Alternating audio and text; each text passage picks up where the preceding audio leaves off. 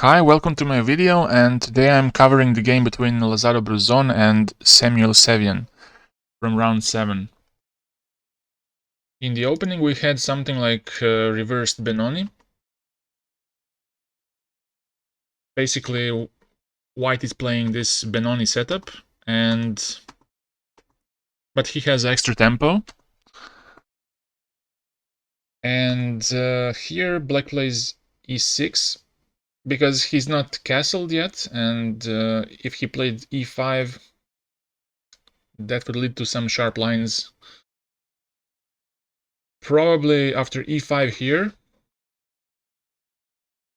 white would have time to even capture on e5 immediately, and after knight e5, rook e1 and f4 next, if black decides to defend the knight. So he plays first e6, and now white does the usual BENONI setup. He goes for d3, and now he went for knight a3. The idea behind this move is to get the knight to c2 and to prepare the b4 advance. Black castled, and like I said, white goes knight c2. Now black goes e5, and now white counters with b4.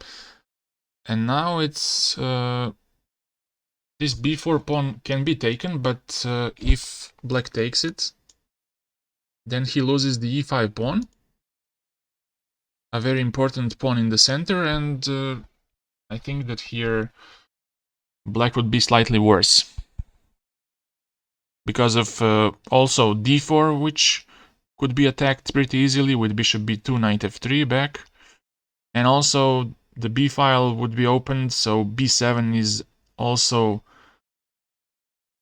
under a lot of pressure in this position. So instead of taking on b4, black went rook e8, trying to prepare e4 break.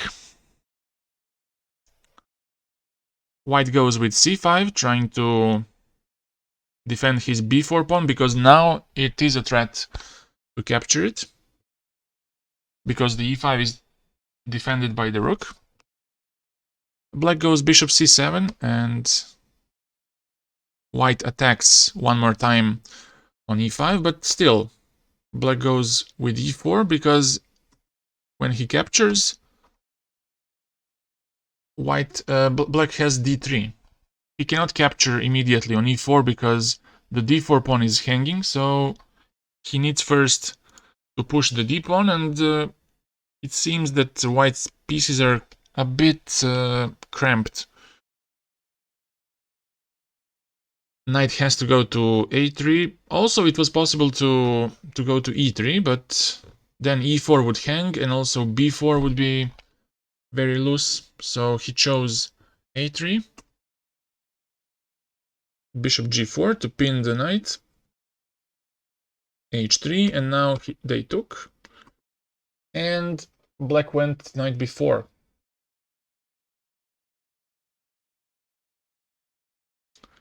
So here it's not possible to go with queen b3 to push this knight away, because d2 is very strong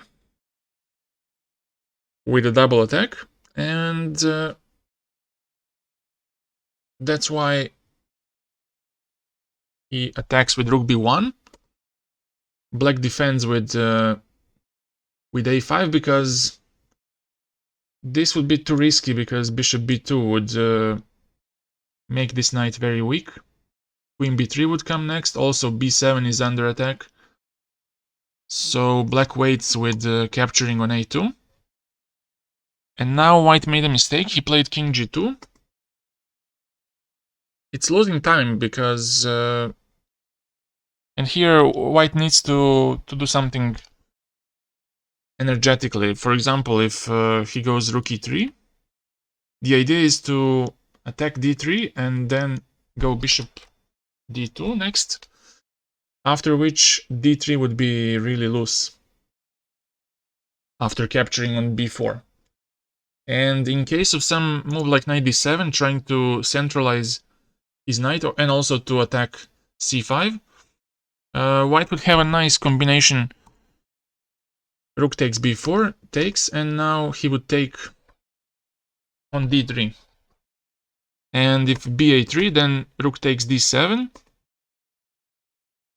And if queen goes to b8, then queen d5 would lead to a very unpleasant position for black. After some move like rook f8, white would go king g2 to avoid some bishop g3 ideas, which might lead to a perpetual or even worse.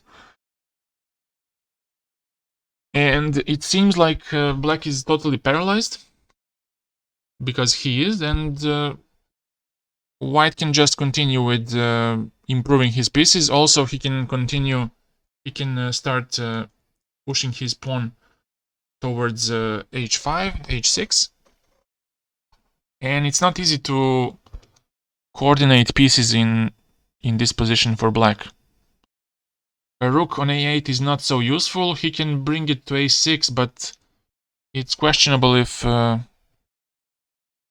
it's useful there. So that would be quite a good alternative to king g2. After king g2, now black plays knight d7 like in the previous case, but now king g2 seems like a waste of time, and black is just improving his pieces. White went bishop e3 to defend the pawn, and now knight e5. Now he is defending 3 times on d4, or on d3, and now he is ready to capture on a2. White plays rook b3, and after knight a2, it was the best to play bishop d2 back. One of the best moves, to put the bishop back and to challenge this knight after. But instead, white went king h2, which loses even more time, and it is really unfortunate how geometrical this position is now. Because you see, knight on e5, rook on e1, and king on h2. So you only need to capture on f3 to make a fork. But in this case, queen is the only thing that holds this position together. So pause the video if you want to solve this, let's say, tactics, and check if you're right. So if you found the move a4, you're right, because now there's no good square for rook.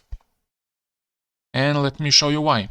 If he takes on b7, for example, or goes to any other place, black has knight c3, and now the queen has to go from d1, which means that if I go to a1, let's say, black takes on f3 and then takes the rook, which means that he's up a rook after that combination.